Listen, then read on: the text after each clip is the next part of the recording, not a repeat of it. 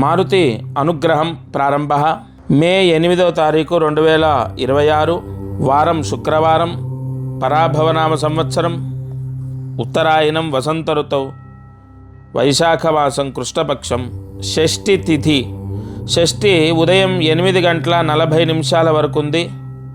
తదుపరి సప్తమి నక్షత్రం ఉత్తరాషాఢ నక్షత్రం సాయంత్రం 6 గంటల వరకు ఉంది.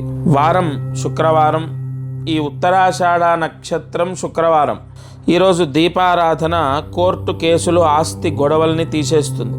మట్టి ప్రమిద తీసుకొని పసుపు రంగు ఒత్తి వేసి అందులో కొబ్బరి నూనె వేసి మీ పూజా మందిరంలో దక్షిణం వైపు వెలిగించండి. అంటే ఒత్తి దక్షిణం వైపు వెలగటం కాదు, ఎప్పుడు అలా వెలగకూడదు. మీరు కూర్చొని పూజ చేస్తారు కదా, అది తూర్పు వైపు ఉంటే మీరు కుడివైపు దీపం కుంది పెట్టాలి. ఒకవేళ మీరు కూర్చున్నది పశ్చిమం అయితే మీ ఎడమ వైపు దీపం కుంది పెట్టాలి. ఒకవేళ మీరు కూర్చున్నది ఉత్తరం అయితే ఉత్తరం ఉండదు, ఎందుకంటే తూర్పు కానీ పడమట కానీ ఉంటుంది కూర్చోవడం. సాధ్యమైనంత వరకు దక్షిణం వైపు కుంది పెట్టడం అంటే మీ కుడివైపు దీపం కుంది పెట్టాలా ఎడం వైపు పెట్టాలా అన్నది అర్థం.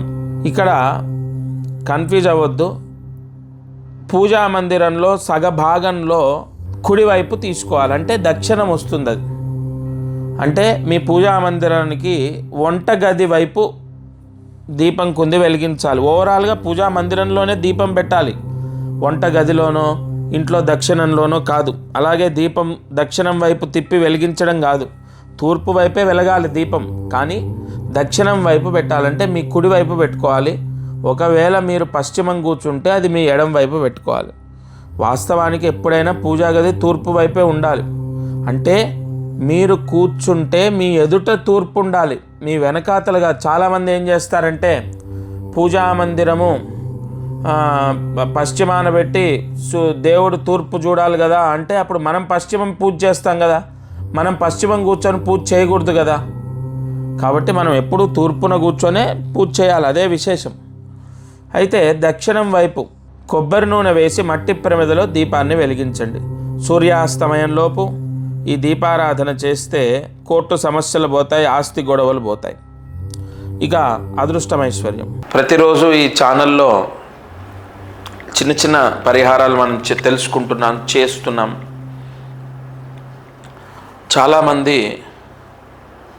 ఎన్నో సమస్యలతో ఇబ్బందులు ఎదుర్కొంటూ భగవంతుడే దిక్కు అని చెప్పి ఆ భగవంతుడిని శరణాగతి వేడుకుంటున్నారంటే ఆ భగవంతుడికి దండాలు పెడుతున్నారు, నమస్కారం.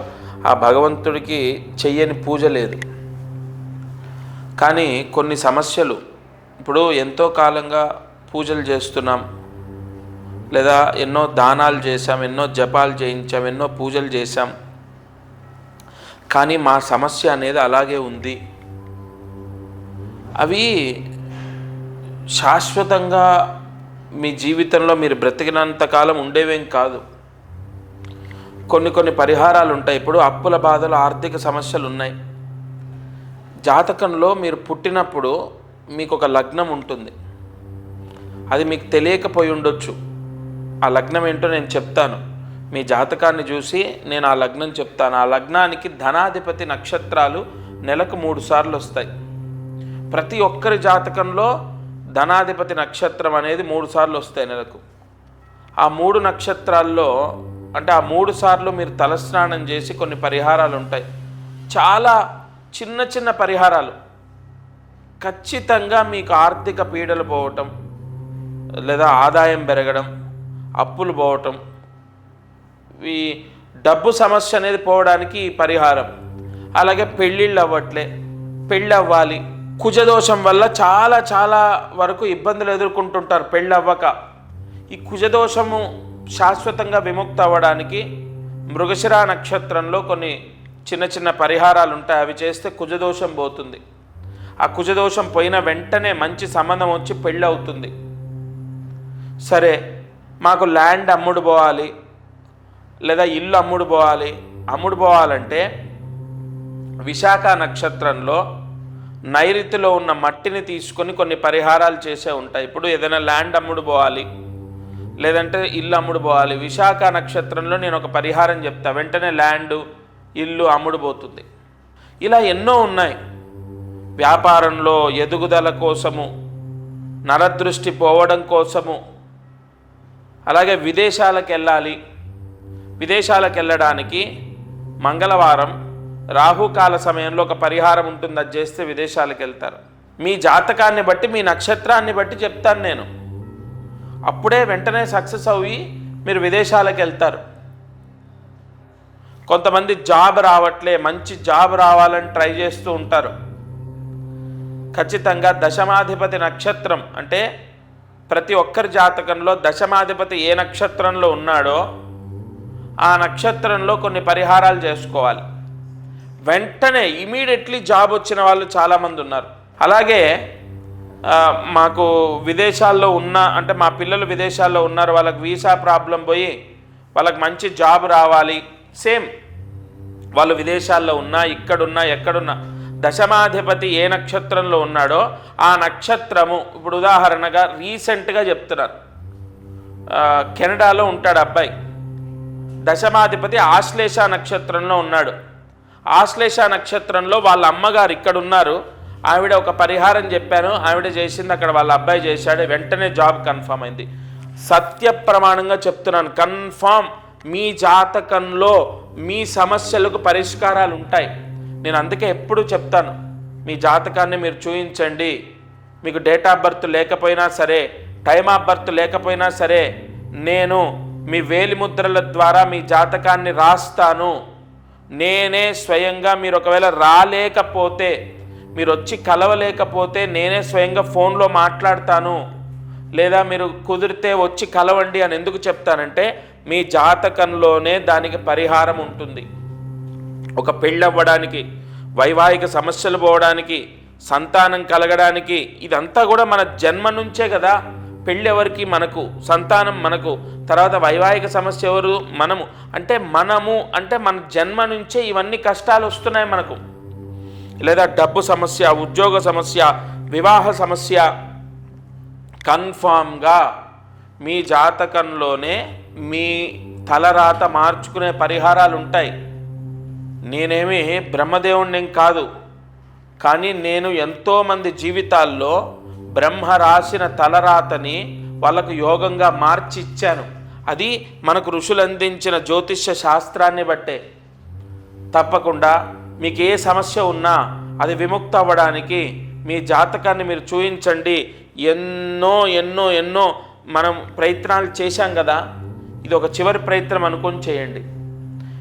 మళ్ళీ చెప్తున్నా, date of birth, time of birth సరిగా లేకపోయినా సరే నేను వెరిఫై చేసి మీ జాతకాన్ని నేను రాసుకొని మీతో ఫోన్లో మాట్లాడతాను, లేదా డైరెక్ట్గా మీకు కలుస్తాను, మీతో మీ జాతకాన్ని వివరిస్తాను. అప్పుడు మనం ఆలోచిద్దాం, ఇగో ఏది చేస్తే మంచిది, ఇగో ఈ సమస్య పోవడానికి ఏం చేయాలి, ఇవన్నీ నేను మీకు తెలియపరుస్తాను. ఈరోజు కార్యసిద్ధి మంత్రాన్ని జాగ్రత్తగా రాసుకోండి. ఓం క్లీం హ్రీం సుగుణాదేవ్యై నమః. ఓం క్లీం హ్రీం సుగుణాదేవ్యై నమః. ఓం క్లీం హ్రీం సుగుణాదేవ్యై నమః. ఈ మహామంత్రాన్ని 5 సార్లు రాసి 108 మార్లు జపించండి. ఉదయం, మధ్యాహ్నం లేదా రాత్రి పడుకునేలోపు ఈ మంత్రజపం చేస్తే ల్యాండ్ కానీ లేదా ఇల్లు కానీ ఏదైనా ప్రాపర్టీ సేల్ అవ్వాలి, అది సేల్ అవుతే మంచి రేట్ వస్తే మాకు ఉన్న అప్పులు సమస్యలన్నీ తొలగిపోతాయి అని ఎవరైతే ప్రయత్నిస్తున్నారో వాళ్ళకు వెంటనే ల్యాండ్ లేదా ప్రాపర్టీ, అది పొలము కానీ స్థలం కానీ లేదా ఇల్లు కానీ అమ్ముడుపోతుంది. వెంటనే వాళ్లకు ధనము చేతికి లభిస్తుంది. ఈరోజు రాత్రి పడుకునేలోపు ఈ మహామంత్రాన్ని జపించండి. ప్రతిరోజు కూడా ఈ ఛానల్లో అనేక అద్భుతమైన ప్రాయశ్చిత్తాలు మీకు అందిస్తాను. ఇక చివరిగా ఒక ముఖ్యమైన మాట, ఈ ఛానల్లో నేను నాకు సమయాన్ని అనుసరించి కొన్ని వాయిస్ ఓవర్ ద్వారా కూడా మీకు అందిస్తున్నాను. ఎందుకంటే ఆరోగ్యం అనుకూలంగా ఉండాలి, సమయం ఉండాలి. ఏదో మనము నేను ఎలా తీసుకుంటానంటే టైం ఎక్కువగా జాతకము ఎక్స్ప్లెయిన్ చేయడానికి నన్ను కలిసిన వాళ్ళు లేదా నాతో ఫోన్లో మాట్లాడే వాళ్ళకు చాలా వరకు వాళ్ళ జాతకాన్ని వాళ్ళతో నేను నిమిషమే మాట్లాడవచ్చు, 5 నిమిషాలు మాట్లాడవచ్చు, కానీ వాళ్ళ జాతకం 2 గంటలు చూస్తాను నేను. ఫస్ట్ ఈ జాతకానికి ఎక్కువ టైం కేటాయిస్తాను కాబట్టి కొన్ని కారణాల చేత వాయిస్ ఓవర్ ద్వారా కూడా మీకు నేను అందుబాటులోకి వస్తున్నాను. ఎందుకంటే ప్రతిరోజు దీపారాధన, ప్రతిరోజు మంత్రం మీకు ఖచ్చితంగా మిస్ అవ్వద్దు అని చెప్పి. కానీ ఒకటి, ఈ ఛానల్లో నేను ముహూర్తాన్ని బట్టి కొన్ని పరిహారాలు ఇస్తున్నాను. ప్రతిరోజు చేసుకునే దీపారాధన, చేసుకునే మంత్రం ఇస్తున్నాను. ప్రత్యేక విశేష పర్వదినాల్లో మీరు ఏ పరిహారాలు చేయాలి, ఏ దానాలు చేయాలన్నది చెప్తున్నాను. ఖచ్చితంగా ఈ ఛానల్లో నేను చెప్పే మాట నేను సొంతంగా రాసుకొని చెప్పేది కాదు, ఋషి వాంగ్మయం. మీకు అంటే ఎందుకు ఈ మాటలు వాడుతున్నానంటే మీకు కన్ఫామ్ ఒక క్లారిటీ ఇస్తున్నాను. ఈరోజు కాదు, రేపైనా సరే మీరు జయాన్ని పొందుతారంటే మీ సమస్యల నుంచి బయటపడతారు. ఈ ఛానల్లో నేను చెప్పే పరిహారాలు చేయడం ద్వారా ఏదో ఒక రోజు మీరు రక్షింపబడతారు, అది మాత్రం కన్ఫామ్. తప్పకుండా ప్రతిరోజు కార్యక్రమాన్ని వీక్షించండి, లైక్ చేయండి, షేర్ చేయండి. నలుగురికి ఈ మంచి మాటలు చేరే విధంగా మీరే, ఇప్పుడు నేను మాట చెప్పడం నా వంతు, అది 10 మందికి చేరాలంటే మీ సహకారం ఉండాలి, మీరందరూ బాగుండాలి. నేను మనస్ఫూర్తిగా కోరుతున్నాను. ముఖ్యంగా అన్నిటికన్నా ముఖ్యమైనది ఆరోగ్యం, డబ్బు, ఈ 2 మీకు కలిగే విధంగా ఎన్నో పరిహారాలు అందిస్తాను. జయ గురు దత్తాత్రేయ.